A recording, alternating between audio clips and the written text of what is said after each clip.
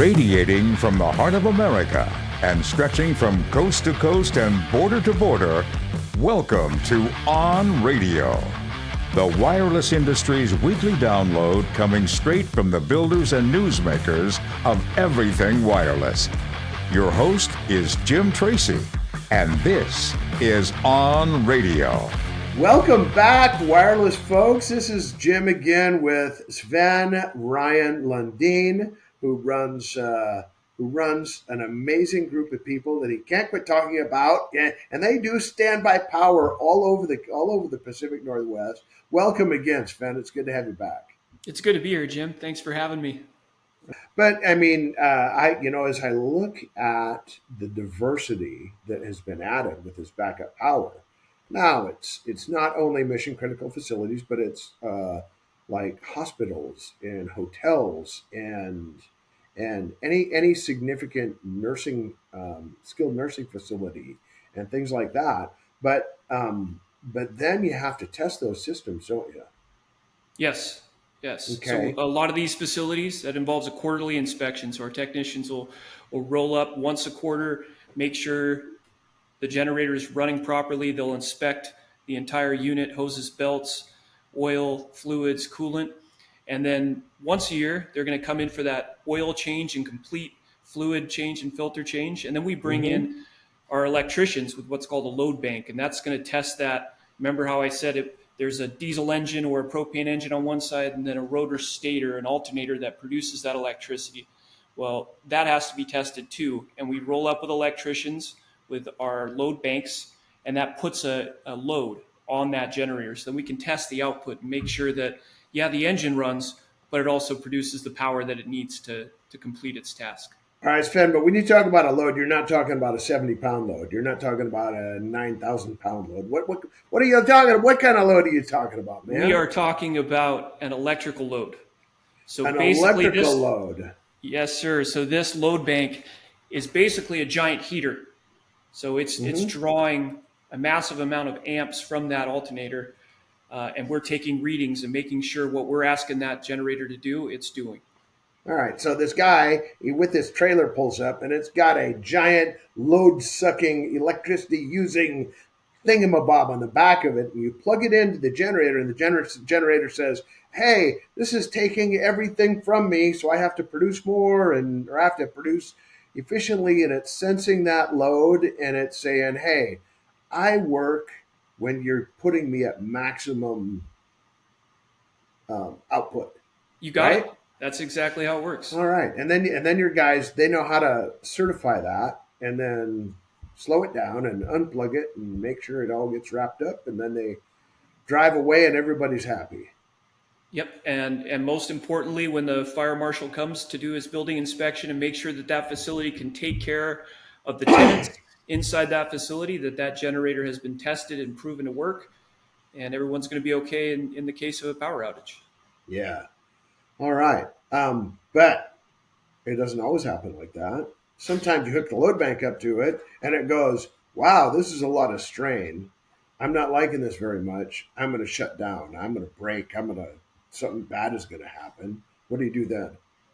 Yeah, I mean, that's the purpose of preventative maintenance, right? We're going to go in a controlled environment, test this unit, and make sure it works. If it doesn't, we want it to happen then, right? We got the technician, we have the electrical team on site. We can start diagnosis, call our parts team, get parts on order, and get it fixed. But we're simulating utility loss. It's not an actual utility loss. So it's the perfect time to find an issue with that generator when we're there to test it.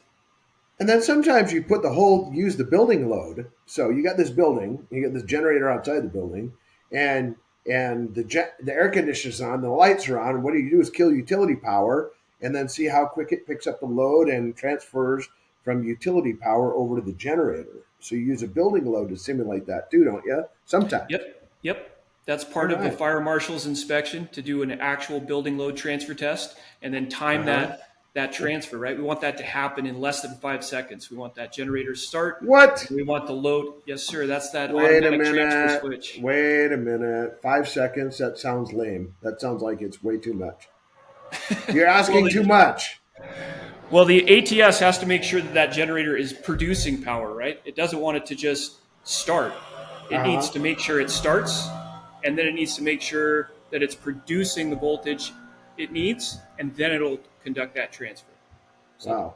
that takes anywhere from 5 to 10 seconds. 5 seconds is pretty darn fast. Yes. All right. So let me get this right now. So we've got these sites, and there are all kinds of different places, all kinds of different businesses, industries, whatever. And we install the generator there, and then we maintain it. Blah blah blah blah blah. And we've covered emergency response. So you've got this site that's got to kick out 911 calls, and for the first 8 hours, they got battery backup sometimes. But after that, then it's reliant wholly upon this little generator. And then, but outages sometimes. I mean, an ice storm. I remember one time that our power was out for 10 days.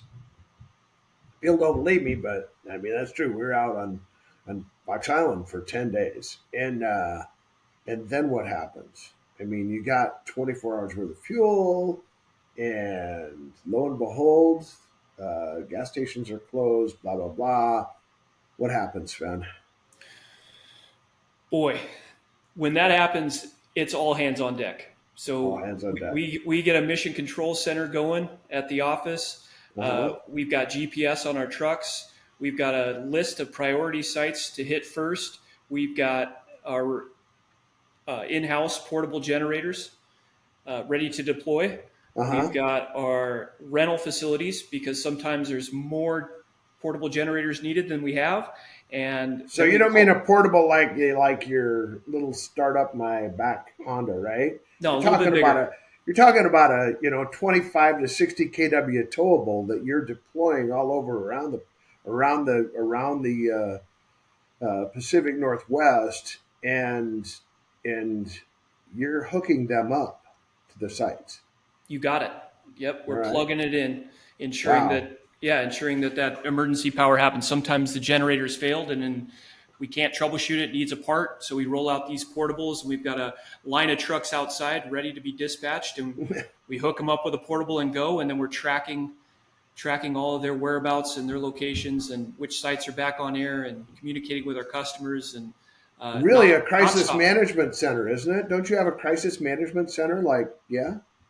Absolutely, that's exactly what it is. And then you Yeah, have backup power there as well. we do. We do. All Yep. right, sweet deal. So, these generators, they sit out and away from everywhere. Nobody really knows they're there until the power goes out, and then everybody wants one. But proper prior planning, right? Exactly. And then what happens, like when the diesel is out?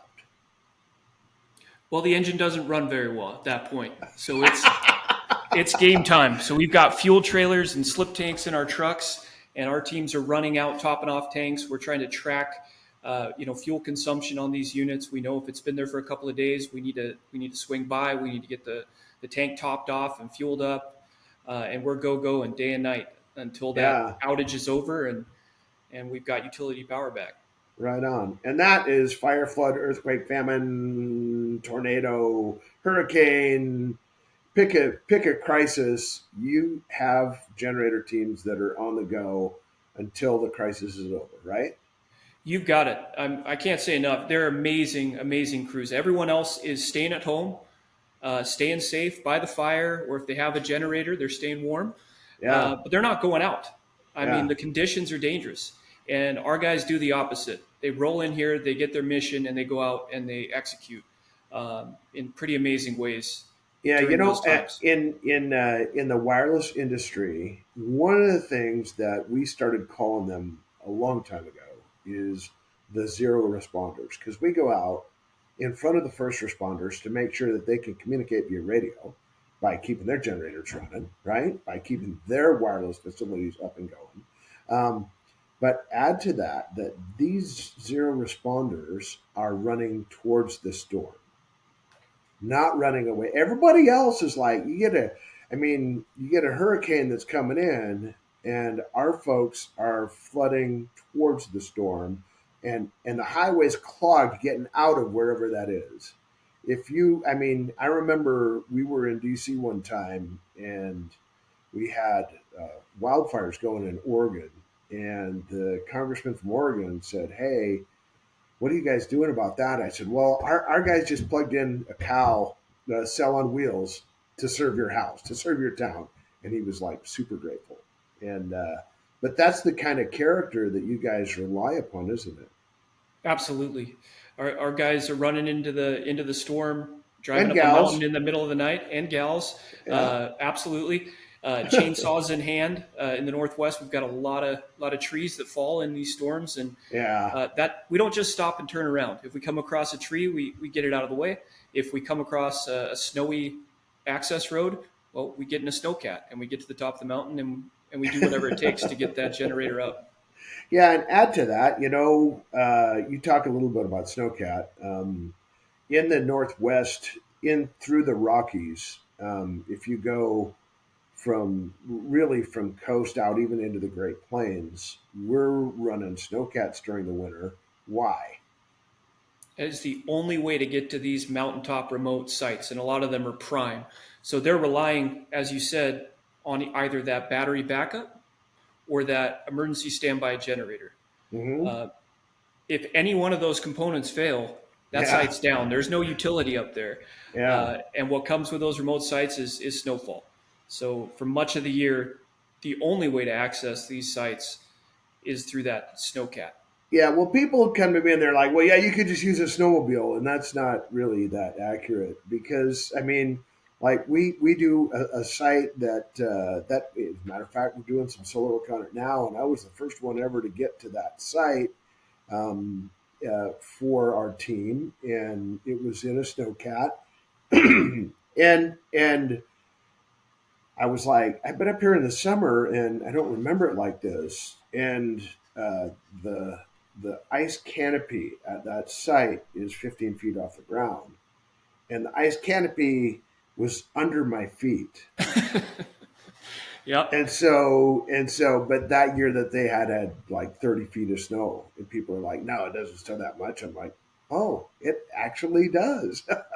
That barbed wire fence that used to be here, yeah, you're parked on top of it. Hmm. Yeah, you're not exaggerating at all. And Yeah, yeah, snowmobile might sound like a good idea, but I'd ask why more than once our snowcat operators have rescued snowmobilers off of that mountain on their way down. That's yeah, happened more than once. So yeah. And we always have a backup plan for those operations as well. You have to have a way. I mean, you have to have a way to get in there and to repair. But you also, mechanical stuff breaks down. Even if you got a brand new snowcat, she could break down. And so we have to have a backup plan ready to roll too, right? absolutely, we've got to back up to the backup. That snowcat Yeah. is stuffed with a sat phone. We also have a burner phone because one site might not be working, but the other one might. So we've got Uh huh. multiple cell phones with. Then we've got survival gear, cold weather gear, food, and then we also have a check-in and check-out process. So we know Yeah. roughly how long it takes to get to site and how long it's going to take to get down, and we got guys on standby if need be to go help our guys. Yeah. Hey, Ethan, let's do a podcast on just snowcats. That'd be pretty cool. We might have to actually bring the camera outside, but in any event, so we have these folks who, I mean, have to be incredibly educated because you got to have knowledge about diesel engines, knowledge about gas engines, knowledge about the computer cards that you plug into these like pretty complex machines. And then you have to know about electricity because you're going to plug into a live power grid. And you have to know when it's on, when it's off, what's going on. And then you have to be able to like get your hands dirty because you're turning wrenches a lot. And you have to put all this stuff back together and you don't get downtime. Then you have to know how to get in and out of places, really lonely places a lot of times, or sketch places sometimes in urban environments. And you're talking about folks that then at the end of the day can leave a broken snowcat in snowshoes to go get more help and do survival. I mean, you're talking about a select set of people. These are like the SEAL teams of primary power, aren't they? I couldn't agree more. I'm blown Yeah. away every day at what these guys and gals accomplish. Um, it sounds like I'm just blowing smoke. You are, but you're an advertiser from the get go, man. But you're telling the truth now. I'm telling the truth, Jim. These people amaze me every single day. Their Yeah. skill sets, their diversity of skill sets, their commitment to the team, their commitment to their customers, their commitment to the mission blows me away week in and week out. And I'm never not just surprised at what we're able to do. So, Yeah. yeah, I'm really Yeah. proud to be a part of this team and these Awesome. guys. So and then like any good entrepreneur, you said, "Hey, yeah." I mean, you came to me one day and you're like, "Dude, the fuel in these generators, the diesel fuel, has been sitting there like for, you know, a couple of years sometimes, and nobody's ever done anything about it." And then you come up with this plan where you drop this hose in the tank and you suck all the fuel out and you filter it and filter it and filter it down to 2 microns. And then you send that fuel back into the tank and then you put an anti-fungal in there. You got it. and you make old fuel, you make old dirty fuel new again. And I mean, you're saving the customer money. You're making sure that it runs all the time. You're cleaning their fuel. You're restoring it. You're saving the environment and all that kind of thing. And you're doing this while you're keeping wireless on the air. You got it. Yep. Our guys are also on top of everything else they have to do. They have to pull a fuel sample and then we send it to a lab and they tell us if it's compliant or it's not compliant. Is it going to work to supply fuel for this generator, or is it going to clog up the injectors or clog up a filter? And if it does, then we need to show up and get that clean. We got a crew out right now at a healthcare facility circulating fuel just as you described in a few tanks, and then we'll take that after sample to a lab and prove to them that we've done a good job, the fuel's ready to go, and their generator is going to work. Right on. Well, to all the standby power guys across the country and the wireless world and everywhere, thank you from all of us for keeping us up and running. Thank you for the mission, okay? The why. And the why is every time somebody calls 911, we make sure that call goes through. So let's all do it safely, and let's all do it safely today. This is Jim, and I am out. Thanks for tuning in today, and join us every week. Tell your people to listen in and subscribe to On Radio, the voice of everything wireless.